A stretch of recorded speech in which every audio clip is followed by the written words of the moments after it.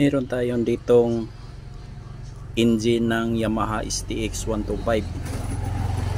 Paandarin po natin ito gamit lang yung CDI.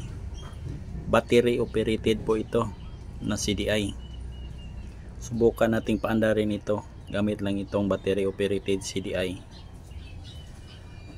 Ignition coil at saka battery. At check natin kung gagana ba ito. Yung wiring niya ay simple lang po. Itong battery operated na CDI ay may apat na pin. Yung sa gitna ay hindi po natin kailangan yan. Itong sa bandang ibaba sa right side, ito yung positive or papuntang 12 volts ng battery. Ito sa left side naman, bandang ibaba, ito yung ground nya. At itong sa bandang itaas, right side, ito yung ignition coil. Ito yung papuntang ignition coil. At ito yung sa itong sa nasa itaas, bandang left side, ito yung papuntang pulser. Papuntang pulser po ito.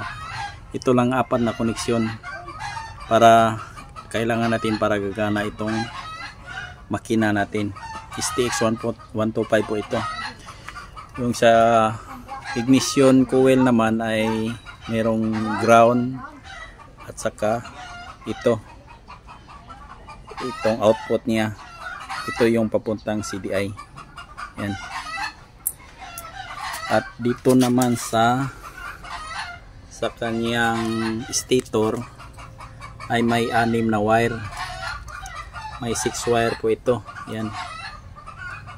Pero ang kailangan natin ito lang tatlo. Ang kailangan natin itong white at saka yellow at saka yung black. Yung black kasi yung ground. At saka ito yung pulser.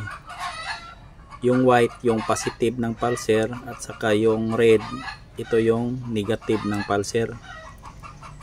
Ito lang tatlo ang kailangan natin, yung black, white at saka red. Yan. Ito yung papuntang pulser. Dito yan, i-connect natin sa color na white. Ito galing stator po yan. At ito yung papuntang ignition coil.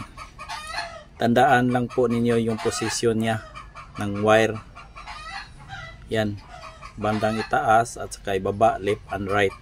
Ito yung papuntang ignition coil, ito yung pulser, ito yung ground at ito yung positive papuntang battery. Try natin i-connect ito yung nasabi natin kanina at check natin paandarin kung gagana ba ito. Okay, a few moments later. Tapos na po natin na-connect yung mga wirings niya at check natin ulit. Yan, yung sa 4-pin CDI battery operated, ito yung papuntang ignition coil. Yan, ignition coil. Connect natin. Ito sa itaas, ito yung papuntang pulser. Yan, dito yan, kulay white po ang kanyang wire dito sa stator. Pulser po yan. At ito namang nasa ibaba, yan, ito yung ground. Lahat ng ground, pinagsama na natin yung lahat ng ground. Itong isa yung ground sa pulser, itong ground sa battery, ground ng ignition coil. Pinagsama na natin. Yan, pati body ground. Itong isa body ground sa chassis. Chassis po natin. Yan, pinagsama na natin. At yung papuntang battery, yan. Dito, yung positive, yung isa, yan. Ito, yung papuntang battery. Ito. Itong wire na to, yan, papunta dyan, battery. Positive ng battery. Simple lang po ang kanyang connection, wiring connection. Nasa huling video na po ilagay ko yung wiring diagram nito para lubos niyong maintindihan. Check nyo lang sa huling video nito. Ilagay ko yung wiring diagram nito. At ito na, kumpleto na po lahat ng connection. At check natin kung andar ba yung makina natin. Yan. Wala po itong wire harness. Yan.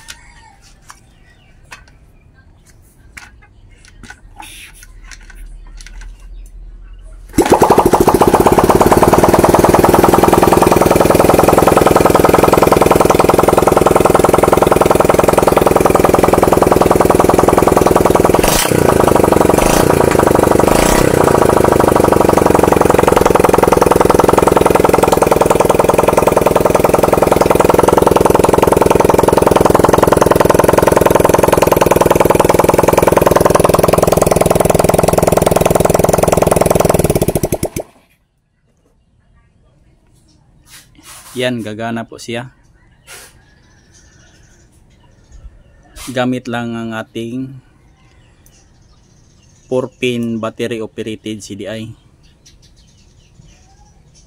Liwa yung brand natin dito nga ginamit. Check nyo lang sa description kung saan ito mabibili. Mura lang po ito at original. Ilagay ko sa description ng video ito at yung link kung saan ito mabibili.